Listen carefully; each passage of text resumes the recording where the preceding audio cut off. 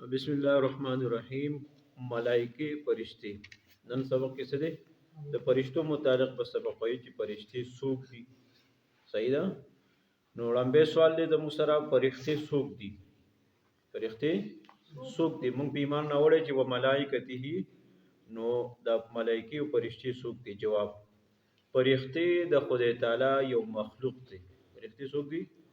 خدای تعالی یو مخلوق دی. د نور نه پیدا شوی دی. الله رب العزت څنګه پیدا کړی؟ د نور نه. زمونږ د نظرونو غایب دي. مونږ فرشتي اینو نه. صحیح شو؟ مونږ فرشتي نه وینو. زمونږ د نظرونو څه دي؟ غایب دي. نه سړی دي او نه ښځې دي. دا د فرشتو سره صفت دی. د خدای نافرمانی او ګناه نه کوي. لا یعصون الله ما امرهم. فرشتي داسې مخلوق ته چې د الله تعالی نافرمانی تی نه کیږي او ګناه تی نه کیږي، لکه څنګه چې زمونږ نه ګناه کیږي او فرشتو نه ګناه نه کیږي، د الله نافرمانی نه کیږي.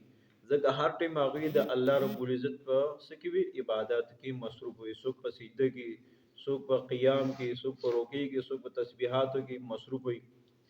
اوس مونږ یو انسانان، نو زمونږ سره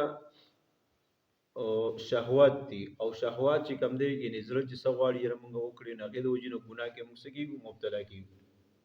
چې په کومو کارونو باندې خدای تعالی هغوی مقرر کړي دي په هغې کې لګیا اوسي. فرشتې چې الله تعالی په کومو کارونو مقرر کړي چې دا ستا کار دی، نو هغه فرشته په هغې کار کې څه ور لګیا اوسي. بس ښه.